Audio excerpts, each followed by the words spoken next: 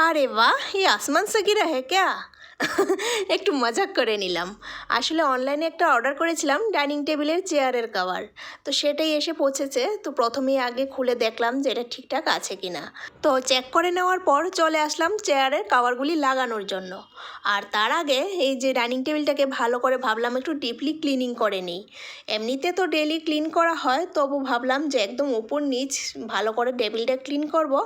আর সাথে চেয়ারগুলিও একটু ভালো করে ভিজে কাপড় দিয়ে মুছে শুকিয়ে তারপরই কাভারগুলি পরাবো। আর এই ডাইনিং টেবিলটা আনার পরপরই যদি চেয়ারে কাভার পরিয়ে দিতাম তাহলে কিন্তু ধীরে ধীরে চেয়ারটা খারাপ হতো না।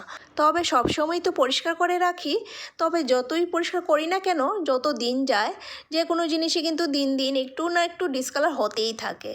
তো যখনই দেখলাম চেয়ারগুলি দিন দিন ড্যামেজ হওয়া শুরু হয়ে গেছে, তখনই কিন্তু ঝটপট করে অর্ডার দিয়ে দিয়েছি এই কাভারগুলি। আর এই কাভারগুলির মধ্যে ইলাস্টিক আছে বলেই কিন্তু খুব সুন্দরভাবে চেয়ারে পরিয়ে নিতে পারছি। আর খুব সুন্দরভাবে কিন্তু একদম চেয়ারে ফিট হয়েও গেছে। তো একের পর এক সবগুলি চেয়ারে এবার পরিয়ে নেব। আর এই ডাইনিং টেবিলের না পুরো সেটেরই কিন্তু কাভার পাওয়া যায়, মানে চেয়ার আর টেবিল সহ পুরো সেটটারই কাভার পাওয়া যায়।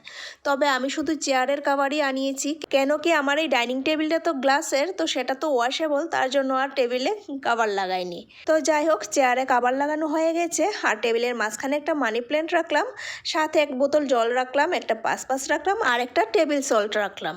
বাস সাজিয়ে নিলাম সিম্পলভাবে আমার এই ডাইনিং টেবিলটা। তো এই সিম্পল মেকওভারটা কীরকম হলো তা কিন্তু অবশ্যই জানিও। বাই।